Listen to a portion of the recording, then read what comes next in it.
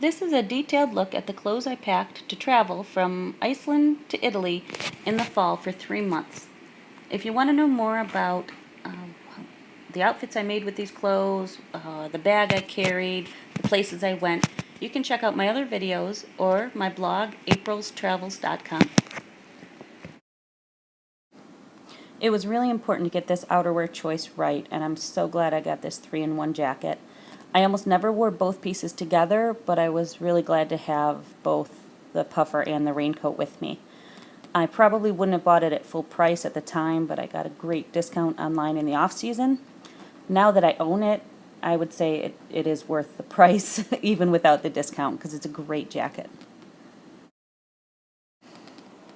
This military jacket went with a lot of different outfits, and it was comfortable and held up great.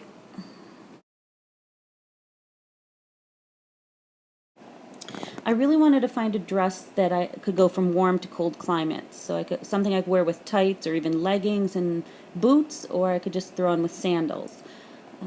I found this little sheath dress at Old Navy, but it had a shirt tail hemline that was too short on the sides. So my mom was able to fix it with a color block of fabric at the bottom.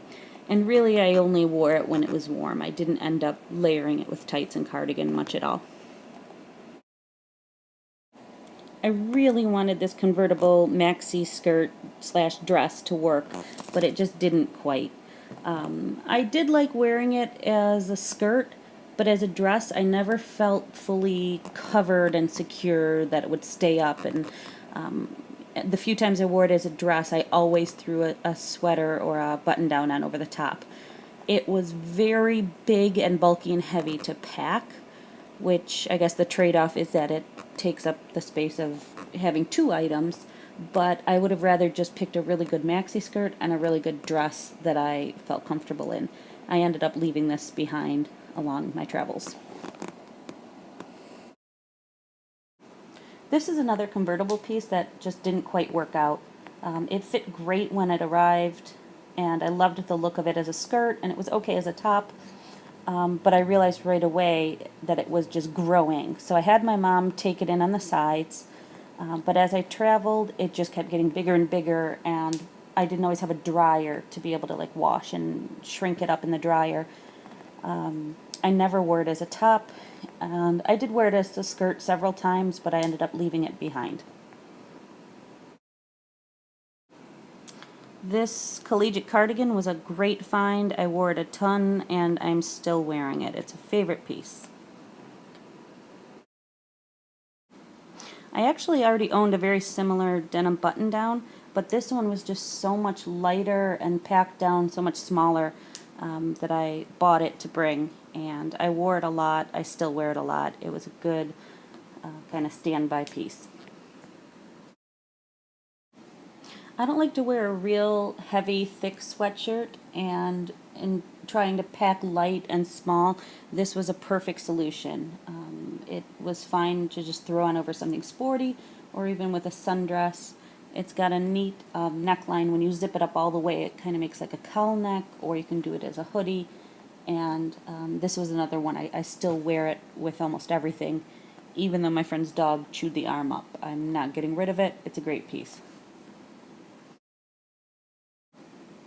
I didn't end up wearing this a whole lot just because I'm not much of a long sleeve or 3/4 sleeve person. I prefer layers, something sleeveless with something over it.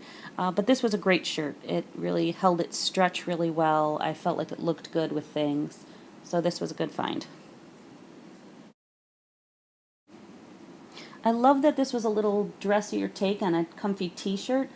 But it just didn't wash and wear well. It got shorter and shorter, and it ended up looking real boxy and too short in the front. And it wasn't a good choice as far as outfit versatility because I didn't want to wear it with black pants or my very dark blue jeans. So this is one I ended up leaving behind. This is a simple classic tank. It was just the right weight of fabric. I wore it a lot on my trip. I still wear it a lot. It was a great find. This is just a classic kind of black cotton tank top. It was a good go-to piece. It got a little baggy under the arms, but if I was wearing black underneath, you couldn't tell. I wish I could tell you this beautiful tank top worked out, but it's another piece I ended up leaving behind. I got it right before my trip, and I could tell that the armpits were just kind of growing and stretching out, so I had my mom take them in quite a bit, and the problem just continued on the trip. So I feel like it just really lost its shape, even though it was such a beautiful color and had the nice detail of the crochet on the back. I did wear it a lot, but I felt better when it was under something else. And like I said, I ended up leaving it behind. These are just a classic bootcut denim that I ended up wearing a lot with everything. These pants were the best find. They were fantastic travel pants, just enough stretch, just light enough until I really got into the trip and it was hard to find a dryer. And you know, once you walk all day in them, the butt and the knees are all bagged out, and even if I washed them, I couldn't dry them to kind of get that stretch nice and tight again. And sadly, I ended up leaving these behind. I feel like these cargo kind of capris were like a necessary evil. I was glad to have them. I did wear them, but I never felt like I looked good or fit in Europe when I was wearing them. So proceed at your own risk, if you bring capri pants like this to Europe. They're another pair that just got bigger and bigger as I wore them, and I could never shrink them up. So you guessed it, I left them behind. These are just basic cut-off jean shorts. They were great to have. I even did wear them with tights and boots once or twice, which I normally wouldn't do at home, but it gave me a versatile option. I did end up leaving them behind because I was just headed to cooler weather at the end of my trip, heading to Rome, and I figured I could easily replace them the following summer at home. This shirt was a last-minute addition that I figured I'd mainly use to sleep in, but if needed, I could work into the rotation in some outfits or as an extra layer. I really only wore it a few times, and I could have easily left it home. I'm not big on short sleeve t-shirts, but I really love the cut and the feel of this one from Banana Republic. It's really soft and loose. I packed it to bring mainly as a sleep shirt, or if I did something really athletic. I ended up wearing it, out a handful of times, but I mainly just slept in it. Same thing with these black stretch pants. I mainly brought them to sleep in, or on the rare occasion I did something real sporty. But I did wear them out once in a while, or they were nice to layer under my black skirt. I don't think I ever wore these athletic shorts out. I mainly just wore them for sleeping.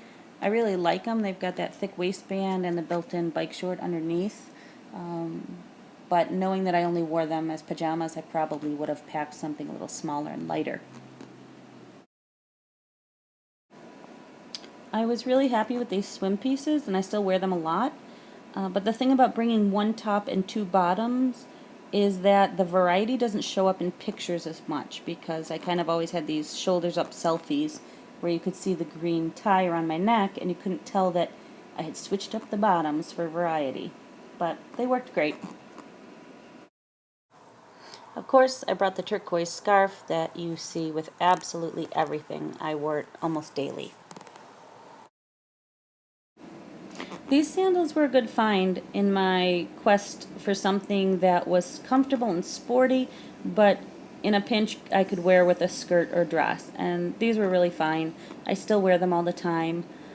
I did notice that when they get wet, they take a really long time to dry. But if you're in a climate where you're wearing sandals, it really shouldn't be much of an issue.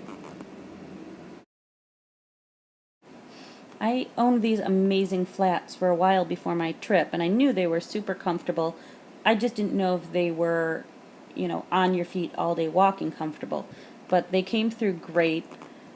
I did wear them quite a bit, just to switch up from, the other shoes. But if I had to leave one pair of shoes behind, it would have been the flats. But I definitely did get my use out of them. I really love these Puma sneakers. They fit so comfortably, and I felt like they looked good with the outfits I had. I did wear a pair of gel liners in them, and I recommend that because, especially through Italy and some of France, the cobbled streets really like get right through the sole of your shoe. So it helped to have the gel liner. But I really love these sneakers. When they got wet, they got soaked, and they stayed wet. But I think you're going to have that issue with almost any sneaker. And these were good ones.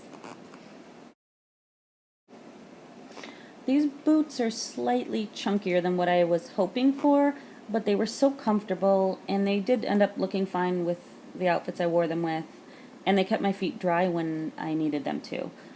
These are ones that I also wore the gel inserts with, and that definitely helped keep them comfortable when I was on my feet walking all day.